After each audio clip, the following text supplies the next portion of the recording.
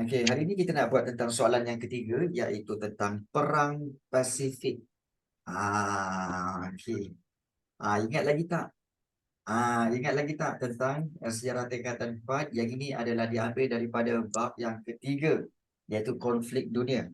Okey, konflik dunia dan pendudukan Jepun. So, hari ini kita nak jawab Perang Pasifik ni. Dah lupalah cikgu. Aduh, yai. Okey. Aduh, yai. Baik. Perang Pasifik. Okey. Perang Pasifik berpunca daripada kemunculan Jepun sebagai kuasa tentera, okey, di Asia yang menjalankan imperialisme di rantau Asia Pasifik. Korang pernah dengar kan Perang Pasifik? Korang belajar tak? Ingat lagi tak Perang Pasifik? Ingat ke tak ingat? Ingat. Tak ingat jujur je korang ya. Ingat-ingat lupa. Okey. Baik. So, masa form 4 dulu, okey, korang belajar dua jenis peperangan. Betul? Korang belajar dua jenis peperangan, iaitu pertama, Perang Dunia Pertama. Okey. Dan juga satu lagi iaitu Perang Dunia Kedua. So, Perang Dunia Pertama dan satu lagi iaitu Perang Dunia Kedua. So, ini juga kamu belajar. Baik. So, perbezaannya adalah Perang Dunia Pertama berlangsung pada tahun 1914 hingga 1918. Okey. So, itu Perang Dunia Pertama. Manakala Perang Dunia Kedua dia terbahagi kepada dua bahagian. Dia terbahagi kepada dua bahagian. Okey. Satu kat sini, satu lagi kat atas lah. Kita buat. Okey. Baik. Iaitu Perang Dunia Kedua ni terbahagi kepada dua. Yang pertama iaitu Perang Dunia iaitu Perang Dunia Kedua di Eropah. Perang Dunia Kedua di Eropah dan satu lagi iaitu Perang Dunia Kedua di Asia Pasifik. Perang Dunia Kedua di Asia Pasifik. So, dia ada dua. Perbezaannya Perang Dunia Kedua di Eropah ini, dia berlangsung daripada tahun 1939 hingga 1945. Okey. 1938 hingga 1945. Manakala Perang Dunia Kedua di Asia Pasifik, daripada tahun 1941 hingga 1945. Ini perbezaan dia. Dan Perang Dunia Kedua di Asia Pasifik inilah juga dikenali sebagai Perang Pasifik. Faham? Okey. Maksudnya di sini, semua ini adalah Perang Dunia Kedua. Cuma dia berlaku di dua tempat. Satu di Eropah, satu lagi di Asia Pasifik. So, di Asia Pasifik inilah dikenali sebagai Perang Pasifik. Jangan korang confuse. Faham? Okey. So, dia punya musuh pun berbeza.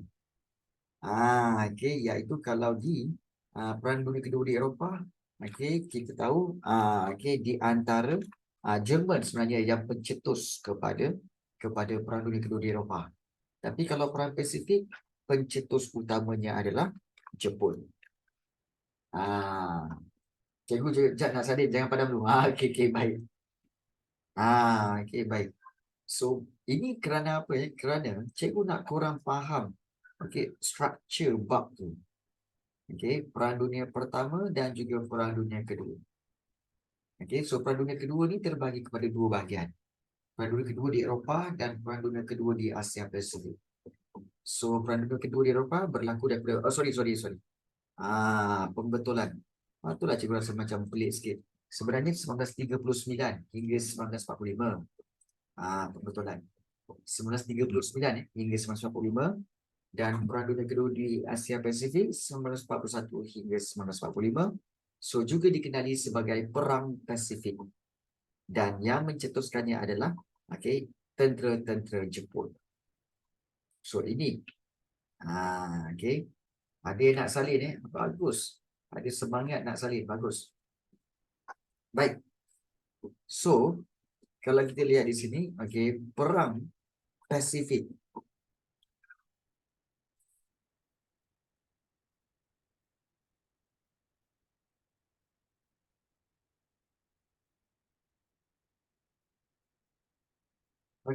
Sorry. Ada lagging sikit, internet unstable. Baik, kita lihat di sini. Perang Pasifik ini berpunca daripada kemunculan Jepun sebagai kuasa tertentu di Asia yang menjalankan imperialisme di rantau Asia Pasifik. So, nyatakan slogan yang digunakan oleh Jepun untuk menonjolkan imej mereka sebagai pembela negara Asia. Apa nama slogan tu? Asia untuk Asia, dan juga dua markah ni. Kalau dua markah ni maknanya dua ni. Ada dua. Kalau dia ada dua iaitu apa dia? Seperti biasa, kalau korang nak jawab, make sure korang akan jawab dalam bentuk ayat yang penuh jangan korang main main tulis saja. So pastikan dalam ayat yang penuh, iaitu slogan yang digunakan. Cikgu lag teruk ya, betul. Tak ada revision, aman. Baik, slogan yang digunakan oleh dia ada lagging sikit. Dia tak apa. Yang digunakan oleh Jepun untuk menonjolkan imej mereka sebagai pembela terus buat sebenarnya. So sebagai pembela baik, pembela negara Asia sebagai pembela negara Asia ialah betul lah tu, Asia untuk Asia dan apa, dan semangat Asia. Titik. Jadi make sure korang kena kena berikan ayat yang penuh. Ayat yang penuh. Slogan yang digunakan oleh Jepun untuk menonjolkan imej mereka sebagai pembela negara Asia ialah Asia untuk Asia dan semangat Asia. Jadi ini sangat penting. Dua markah kat situ. Kenapa dua markah? Kerana kamu berikan dua slogan, Asia untuk Asia dan semangat Asia. Right. Tak nak faham sangat. Maksudnya dia macam tak ada power walau dah tidur banyak kali.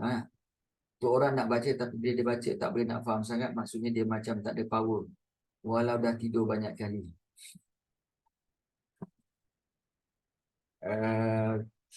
Man, untuk orang macam kamu, Man, instead of daripada kamu baca, kalau kamu nak ingat fakta, cuba kamu bercerita.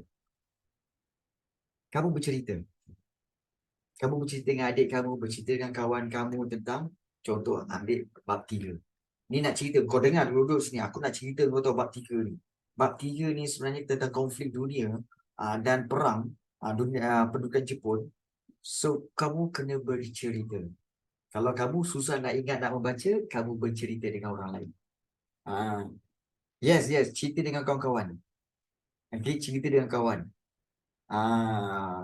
So insyaAllah bila kamu banyak bercerita, kamu kurang akan membaca. So kamu akan lekat dengan fakta-fakta tu sebab kamu banyak bercerita. So tukarkan teknik tu. Baik, kita lihat di sini. Mengapakah Jepun ingin menguasai tanah Melayu? Baik, antara faktor-faktor kenapa Jepun ingin menguasai tanah Melayu, bagi tahu cikgu. Yang pertama, kerana apa?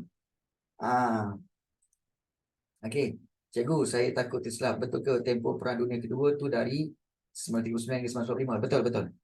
Betul. Okay. So yang pertama sekali sebenarnya apa? Yang pertama sekali iaitu keperluan industri. Okay, di mana kita tahu bahawa iaitu Jepun sangat memerlukan bahan mentah. Sangat memerlukan bahan mentah. Okay, keperluan industri. Banyak.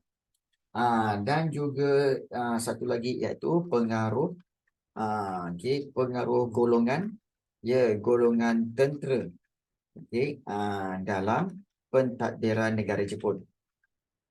Dalam pentadbiran Jepun.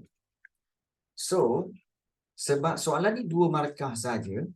Okey, 2 markah saja. So, kamu boleh berikan 2 poin. Okey, 2 poin, 2 faktor.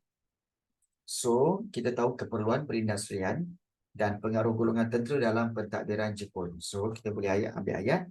Okey, iaitu Jepun. Seperti biasa, kamu ambil mulakan daripada ayat. Ayat soalan. Okey, iaitu Jepun ingin menguasai. Okey, menguasai tanah Melayu kerana apa? So, kalau kita lihat. Okey, ingin menguasai tanah Melayu. Okey, untuk keperluan perindustrian. Yang sangat memerlukan bahan mentah. Okey, titik. So janganlah biar keperluan perindustrian. Jangan macam tu. Boleh juga. Sekatan ekonomi pun boleh juga. Okey, boleh juga. Okey, iaitu selain itu, okey, Jepun juga, Jepun juga, ingin, keluar ataupun ingin membebaskan diri daripada sekatan ekonomi yang telah dikenakan oleh negara-negara barat. Okay. So, yes. Nak tanya, apa akan jadi, adakah kita akan tolak markah kalau kita pergi tak poin dia sahaja? Poin dia sahaja.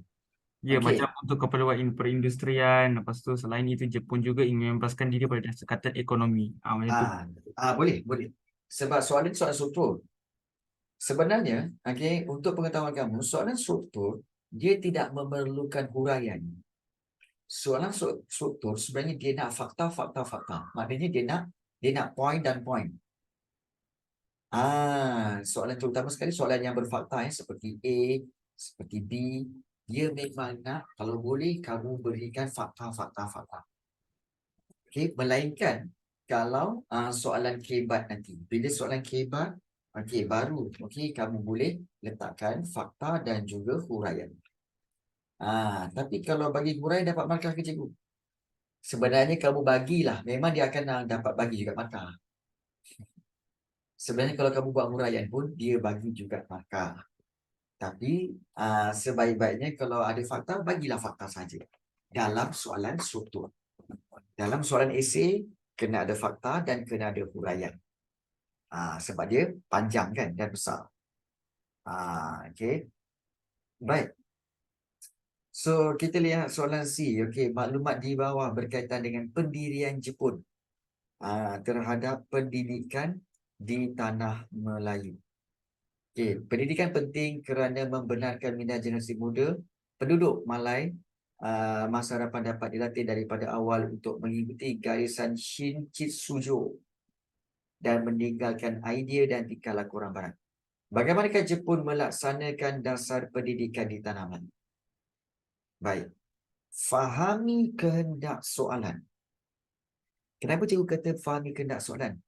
Kadang-kadang bila kamu baca macam ni, pendidikan penting membenarkan minda generasi muda penduduk Malay masa hadapan dapat dilatih pada awal untuk mengikuti garisan Shinjitsu. So, kamu akan tulis, bagaimanakah Jepun melaksanakan dasar pendidikan? Oleh kerana kamu terbaca yang kat sini, maka kamu tulis kat sini, Jepun melaksanakan dasar pendidikan ini. iaitu kamu pun tulislah, iaitu supaya apa? Supaya penduduk dapat untuk meninggalkan ataupun untuk setia. Penduduk akan taat setia kepada Maharaja Jepun, dan juga dapat meninggalkan amalan yang dibawa oleh penjajah barat, oleh penjajah barat. Jadi so kenapa kamu rasa inilah cikgu? Sebab apa? Sebab pendidikan penting kerana membenarkan minda generasi muda dilatih daripada awal untuk mengikuti garisan Orde Baru Jepun tu dan meninggalkan identiti laku barat. So supaya apa cikgu? Penduduk akan tak setia kepada Maharaja Jepun, meninggalkan amalan yang dibawa oleh penjajah barat. Betul tak cikgu? Tapi itu pendapat kamu tentang soalan itu. Masalahnya, kamu tidak menjawab soalan.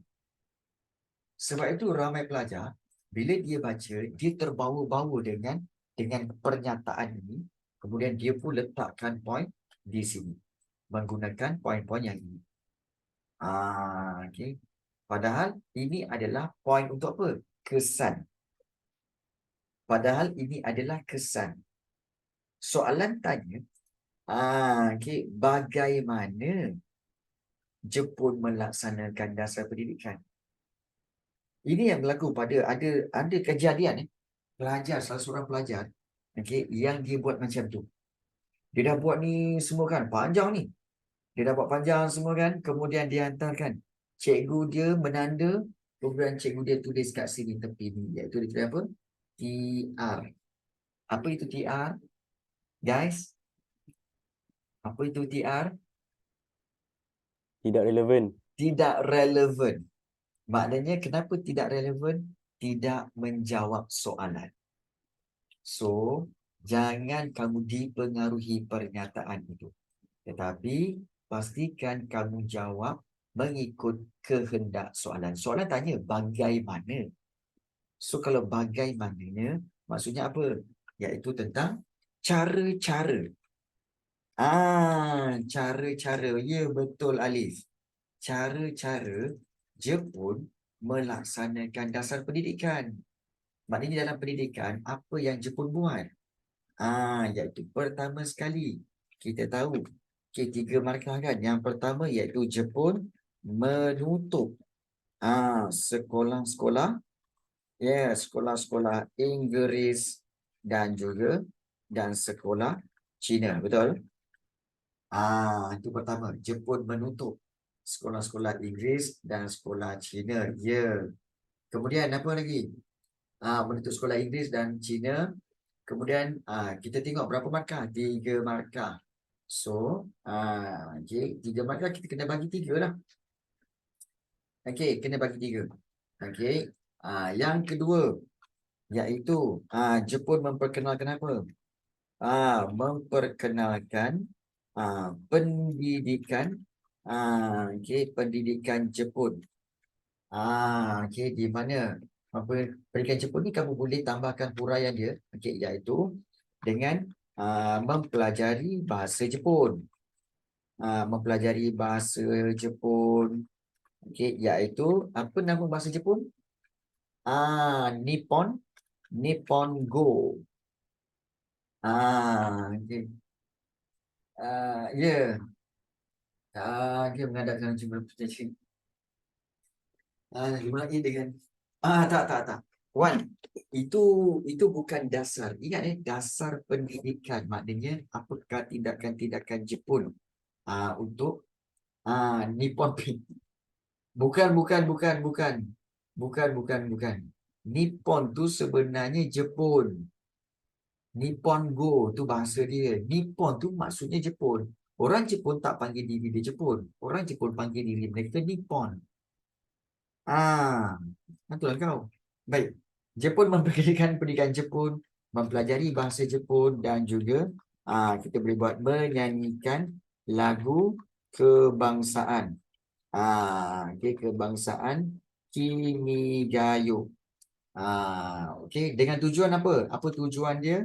Okey, tujuan okey untuk okey menghormati. Okey. Ya, menghormati Maharaja Jepun. Okey, ataupun menghormati dan kesetiaan. Okey, memupuk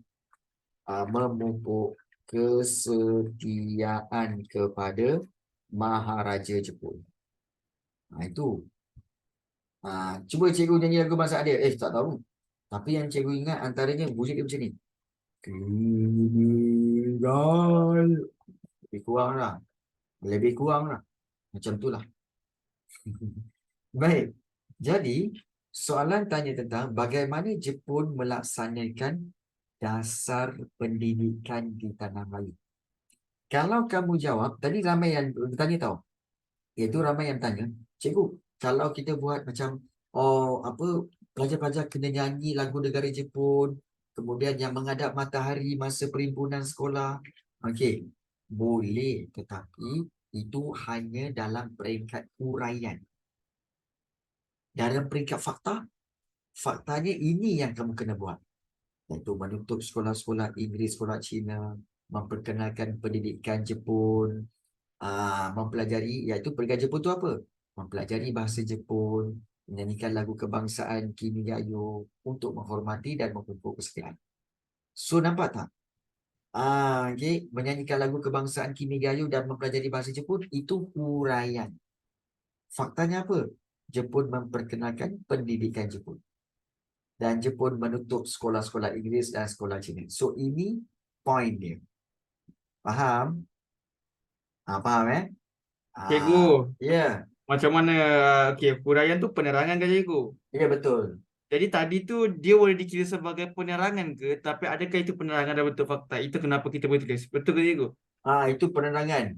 Arif, kau nak pergi mana? Siut betul Arif, bawa kita seorang-seorang. Tak ada lesen tu.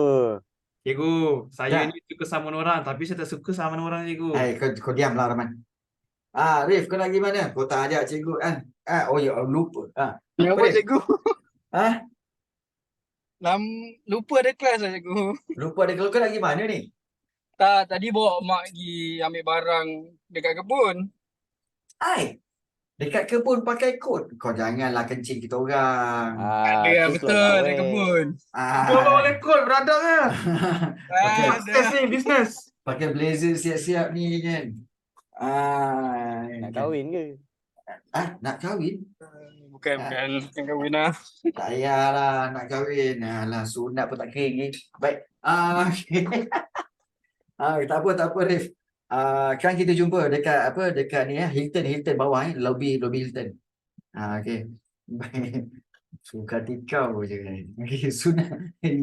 Inilah pelajar-pelajar sunat laser. Okey, baik terus. Dah. Hampir betul sunat laser. Takut ada terasa lah cikgu. Okey, jom. Okey.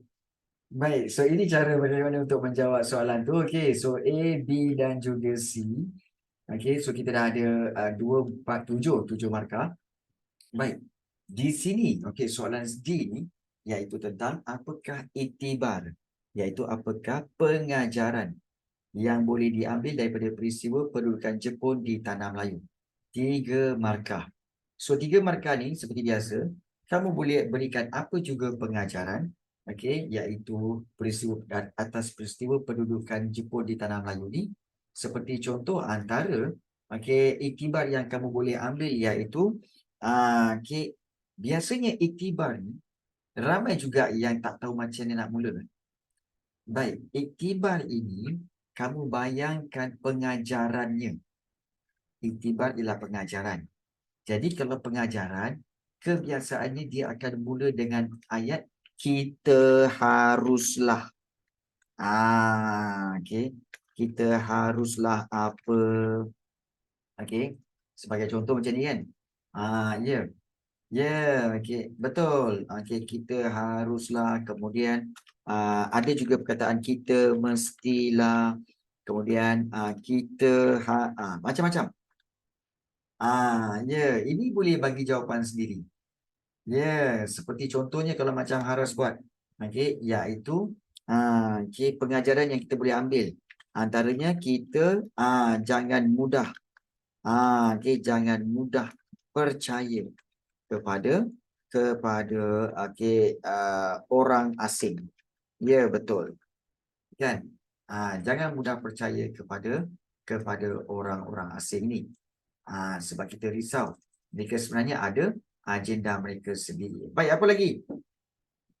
Kita jangan mudah percaya kepada orang asing.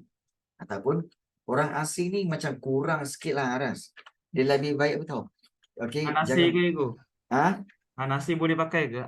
Anasir luar ataupun pihak luar. Pihak luar ataupun anasir luar. Anasir ni sebenarnya perkataan lain dia ialah unsur. Anasir tu unsur luar, anasir luar. Jangan mudah percaya kepada pihak luar. Yang kedua, kita harus, anasir tu bukan penyanyi, itu M Nasir, pandai. Bukan Anasir ke? itu M Nasir, bukan anasir. Kau nampak ni? Aku lututkan kau orang. Baik. Itu siku. Siku. Ingatkan lutut. Okey, baik. So, dan juga kita haruslah berjuang untuk mempertahankan negara daripada penjajahan. Dan kita harus bersatu padu. Bersatu padu dalam perjuangan menentang penjajah. Menentang penjajah. So kita harus bersatu padu. Kita perlu belajar daripada kesilapan lalu. Ingat, bila kita buat ayat tentang iktibar, ingat bila iktibar, kita mesti ada perkataan-perkataan seperti ini. Kita jangan mudah, kita janganlah, kita haruslah, kita harus, nampak? Kita mestilah. Ini untuk ayat-ayat bagi soalan yang ada iktibar. Jadi, tak perlu kata kunci. Boleh ambil daripada ayat soalan tu. Kepala ayat kena ada. Iaitu kamu ambil kepala ayat tu, iktibar yang boleh diambil. Iaitu iktibar yang boleh diambil daripada peristiwa perkataan Jepun di Tanah Melayu adalah, ini ambil dulu. Kemudian sambung dengan kita jangan mudah percaya kepada pihak anasir luar. Macam tu. So sambungkan ke situ. Jadi ini cara yang proper untuk dapat 3 markah. So kalau 3 markah bagi 3. Bagilah 3-3 ni cukup. Okay. Ini cara dia. So Cikgu, saya ada soalan. Ya. Kalau contohlah saya jawab soalan ni kan, saya tak buat kepala ayat, terus buat 3 point, dapat 3 markah ke? Okay, so kamu terus buat ayat kita jangan mudah percaya kepada pihak. Okay, menurut format baru, sebenarnya ada sedikit penolakan. Sama ada setengah markah lah rasanya. Okay, untuk penolakan kerana tidak ada kepala ayat. Tapi itu belum disahkan lagi lah. Belum disahkan lagi. Sebab cikgu dengar cerita bahawa BM sekarang pun ada format baru BM sekarang ada format baru, iaitu kamu punya karangan tidak boleh lebih daripada 500 patah perkataan. So di antara 350 tu 500 only. Kalau lebih daripada tak, sebab pemeriksa pun tak larang nak baca. Orang suruh buat karangan, kau buat novel apa hal? Jadi sebab itu bukan lama ke cikgu? Itu memang format je lah. Jadi yang sejarah mungkin ada sedikit kot. Tapi sebaik-baiknya buatlah kepala ayat. Proper lah sikit. Dia macam apa tahu, kau masuk rumah orang, kemudian kau kata apa? Saya ni orang yang baik. Saya nak buah. Saya cakap je. Saya minta buah. Lepas tu, kemudian orang tu cakap apa? Kau ni memang baik. Tapi mana salam kau? Oh, minta maaf. Minta maaf, pakcik. Assalamualaikum, pakcik. Nampak tak? So maknanya Assalamualaikum tu penting juga. Kan kalau ada rupa dapat buah juga cikgu. Kau ingat kalau ada rupa macam Arif tu kan, tunjuk muka, okey, tunjuk muka dalam kereta, kemudian tunjuk pakai tu, Baju kau ingat lawa. dapat buah ke? Tak dapat dia. Belum lagi? Tak dapat. Memang tak bagi. Okey. Kan. Jadi sian Arif. Alah, cikgu. Arif tu dengan cikgu dah lama daripada form 2 lagi. Okey. So tak ada hal. Okey. Aduh, ya. Saya bagi dia nombor saya. Tak apa cikgu, saya bagi dia nombor saya. Patutnya bukan kau minta nombor dia. Pelik-pelik lah kau. Okey, baik. Lain. Okey. Payah betul bercakap dengan budak sunat lazy. Okey, kita teruskan. Kita teruskan. Okey. Dalam tu. Okey, so kita lihat yang keempat. Pilihan Raya Majlis Perundangan Persekutuan MPP 1955 diadakan sebagai langkah awal ke arah kemerdekaan. Okey, pilihan raya ini bab yang ke-8 sejarah form 4. Baik, soalannya, nyatakan syarat menjadi calon dalam pilihan raya. Suddenly cikgu baru sedar. Rupa-rupanya Arif dalam kereta, dia nak pergi jadi calon lah. Minggu depan nak pilihan raya. Arif, kau pakai Pakatan Harapan ke pakai Perikatan Nasional? Aduh, tak sangka kau ya. Arif, Baru teringat. cikgu, Ha. nak jadi calon untuk saya kena pandai bahasa Inggeris kan? Ya. So Arif, can you speak English? I am fluently in English. So Ya. Wow. Ya. Cikgu pun boleh. Alah, bukan susah pun. English. Apalah korang ni. Kan? Bukan bahasa English. Bahasa English Ha. macam tak kena je. Okey. Baik. Okey, jom kita tengok. Aduh, kita lihat. Okey. Pilihan Raya Majlis Perundangan Persekutuan. Okey. Syarat menjadi calon dalam pilihan raya. Yang pertama iaitu apa? Mestilah berumur 21 tahun ke atas. Ya. Okey. Umur 21 tahun. Okey. Kemudian apa lagi? Kemudian kalau nak jadi calon mestilah Warga negara. bukan warga negara. Tinggal menetap. Okey, menetap di tanah Melayu. Okey, di tanah Melayu. Okey, iaitu 12 bulan ataupun setahun. Wow. Setahun sebelum penamaan calon. Sebelum tarikh penamaan calon. Sebelum tarikh penamaan calon. Okey. So ini yang kita kata antara syarat-syaratnya. Ada syarat lain ke? Ya, betul. Speak English. Ya, berpengetahuan. Okey, berpengetahuan dalam bahasa Malaysia dan juga bahasa Inggeris. Ya, betul. Jadi, inilah syarat-syarat dia. Okey. Ini satu. Ini dua. Okay. Dan juga satu lagi, iaitu berpengetahuan dalam bahasa Inggeris dan juga bahasa Malaysia ataupun bahasa Melayu sebenarnya lah. Ini. So boleh pilih mana-mana untuk dapatkan, ambil dua saja untuk dapatkan 2 markah. Syarat-syarat menjadi calon dalam pilihan raya. So kalau pilihlah calon anda, hujung minggu ni 12 hari bulan akan ada pilihan raya. So pilihan raya itu untuk memilih ADUN, Ahli Dewan Undangan Negeri. Maka kita dibenarkan untuk memilih pemimpin kita. So kalau salah kita pilih pemimpin, salahlah. Tak nak buat krisis ke? Nak, tapi nantilah.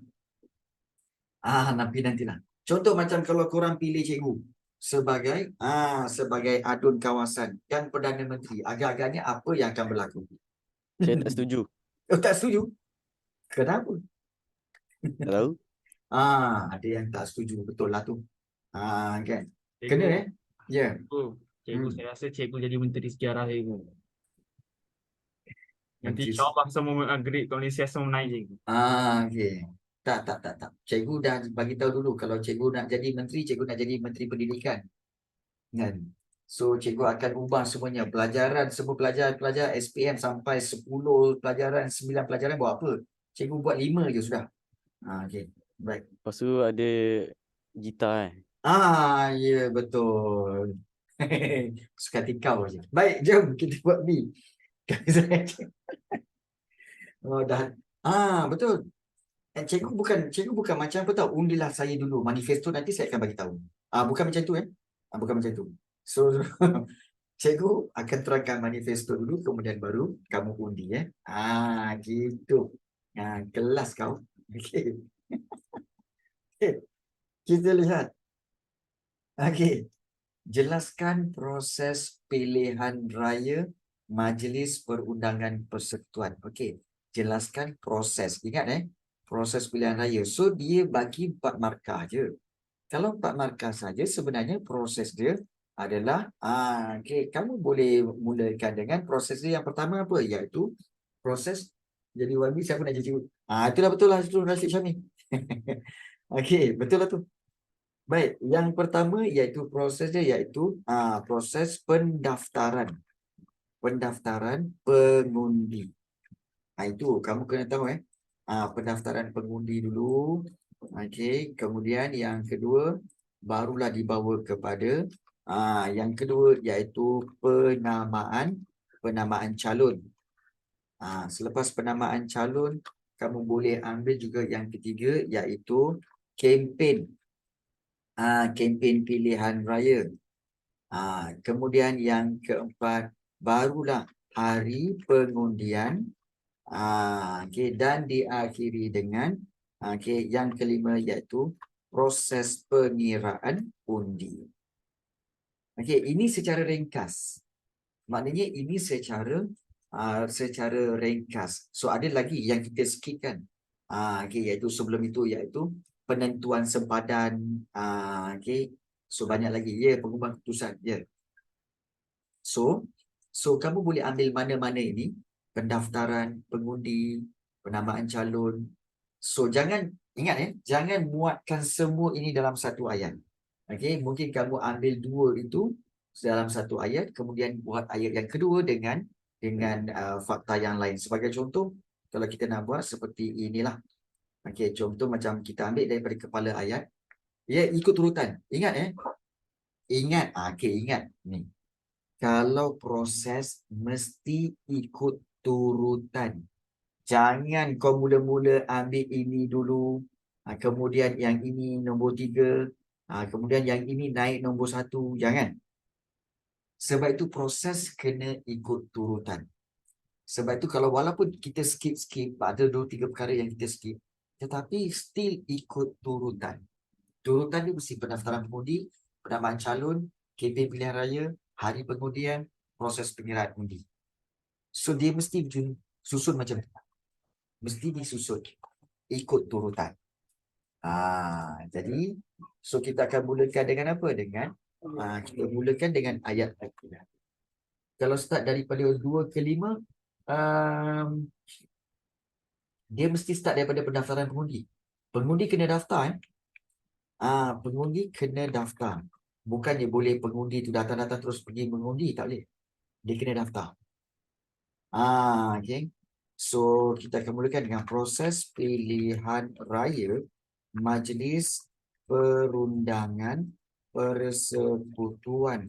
Okay, 1955. Okay, so kita buat macam ni. Okay.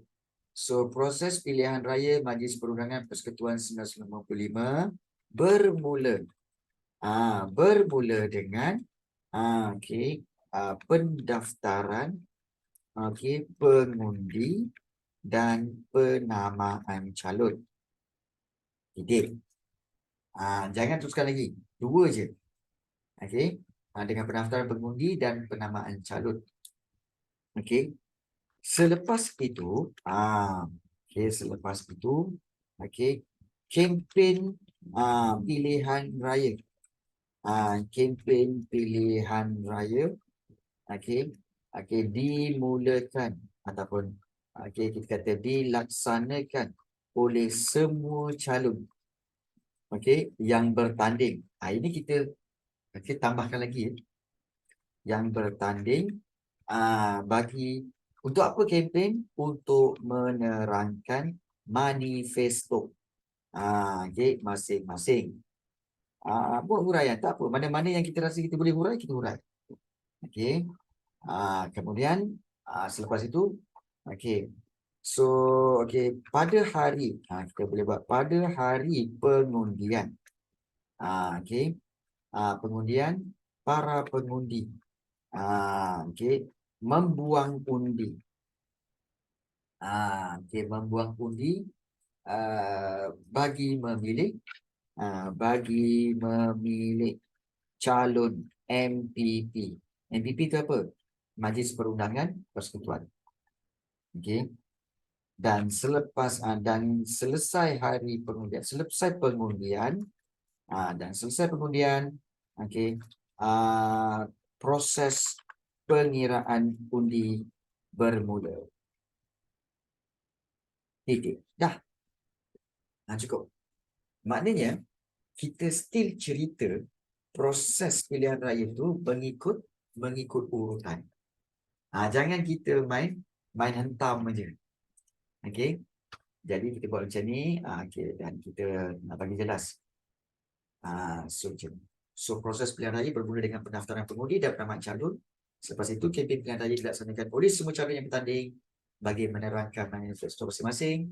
Pada hari pengundian, para pengundi membuang undi bagi memilih calon MPP dan selesai pengundian, proses pengiraan undi bermula. Dah. Itulah dia proses pilihan raya. Nampak? So 4 markah kat situ. So dia yang penting ikut turutan. Paling penting. Cikgu, Ya. saya tanya, mana yang dapat markah lagi satu tu cikgu? Sebab kat sini kalau tengok macam ada 3 ayat je cikgu, itu saya confused tu. Okey. Baik. Sebenarnya dia minta daripada proses. Bila proses, dia akan tengok. Okey, prosesnya apa? Pendaftaran pengundi ada. Penamaan calon ada. Kempen pilihan raya ada. Okey, hari pengundian ada. Dan proses pengiraan undi pun ada. Sebab dia akan ambil daripada proses. Mana proses dia? So kalau ada proses-prosesnya, cukup prosesnya 4. So dapat 4 markah. Dia tengok fakta lah cikgu. Ya, dia Tengok tengok uraian yang fakta. kena cikgu, yang macam menerangkan manifesto masing-masing tu. Itu tak. Aduh. Tapi yang kita huraikan tu untuk bagi apa? Bagi dia kukuh lagi lah. Bagi dia ayat tu nampak kukuh. Itu je. So yang penting 1, 2, 3, 4. Kita dah letak 5, kita letak kat situ. Jadi ini cara bagaimana untuk kita create ayat yang lebih baik bagi mendapat markah. Okay. Baik. So kita dah buat A, kita dah buat B. Cik cikgu. Apa pula? Arif kat mana cikgu? Arif kat mana? Kenapa dengan Arif? Ya, hari hilang. Dia keluar lah tu. Dia lah pakai coat dia, pakai blazer dengan baju macam tu, pasang aircon dalam kereta, dah tentu lah nak kencing sejuk. Tu keluar pergi toilet lah tu. Kan? Okey, jom kita Betul juga teruskan. je. Okay. Tak, yang the best part is kan, sampai hati dia tak ajak kita naik kereta. Kita khususnya. Kereta nampak mahal tu. Nampak. Kau tak tahu ke? Apa, Arif tu memang ni lah. Nak orang ada-ada. Tapi orang saya ada. nak dia datang. Okey, kita teruskan. Jelaskan kepentingan amalan pilihan raya dalam negara demokrasi. Mengumpat. Alif Daniel mengumpat. Okey. Baik. Jelaskan kepentingan amalan pilihan raya dalam negara demokrasi. Apa itu kepentingan? Kepentingan itu adalah faedah. Faedah. Maknanya, kadang-kadang orang tak dapat bayang. Kepentingan, apa benda kepentingan? Faedah. Apa faedah amalan pilihan raya dalam negara demokrasi? Sebenarnya faedahnya Ya, betul. Seperti poin-poin yang kawan-kawan kamu berikan. Yang pertama, untuk memberikan peluang kepada rakyat. Rakyat untuk memilih. Memilih apa? Ini nak bagi tahu. Kalau katakan memberi peluang kepada rakyat untuk memilih calon, salah. Calon apa? Calon menantu. Salah. Rakyat tak pilih calon. Kemudian untuk memilih wakil kerajaan, membolehkan rakyat untuk memilih wakil. Memilih wakil ke? Bukan memilih wakil kerajaan. Sebenarnya memilih pemimpin. Pemimpin. Memberi peluang kepada rakyat untuk memilih pemimpin. Bagi menerajui kerajaan. Ya, itu. Baik, yang kedua iaitu untuk apa? Membuktikan, membuktikan. Keterlibatan rakyat. Dalam memilih wakil ataupun dalam memilih pemimpin. Pemimpin negara. Yang ketiga, untuk melambangkan. Sebenarnya pilihan raya sebenarnya adalah melambangkan sistem. Melambangkan ataupun kita kata sebagai pilihan raya sebenarnya adalah proses terpenting, proses penting dalam amalan demokrasi. Ingat proses paling penting dalam amalan demokrasi.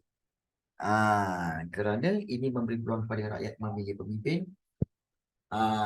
Dan juga kepentingan dia. Iaitu bolehlah melahirkan ketaatsetiaan rakyat yang tidak berbelah bahagi kepada pemimpin yang dipilih. Sebab bila dia pilih pemimpin itu, dia akan setia kepada pemimpin itu kerana dia yang telah memilih, kan? Jadi inilah kepentingan-kepentingan yang kita boleh nyatakan sebagai kepentingan amalan pilihan raya. Jadi ini adalah kita kata 4 poin kat sini yang mana kita boleh buat untuk dapatkan 4 markah bagi soalan ini. So itu paling penting. Melainkan so cikgu tahu kamu semua sudah boleh untuk membina ayat sendiri, but it's okay. So cikgu harap dengan revision pada hari ini daripada soalan-soalan daripada form 4 ni, harap-harap dapat membantu kamu untuk bersedia ke arah peperiksaan. Dan juga seandainya kamu semua peperiksaan kamu habis lebih awal, mungkin kita akan teruskan kepada bab 5 untuk kita tamatkan bab 5 dan bab 6 seterusnya. Selasa nanti saya sejarah. Baik. So good luck. Buat yang terbaik untuk sejarah dan juga ingat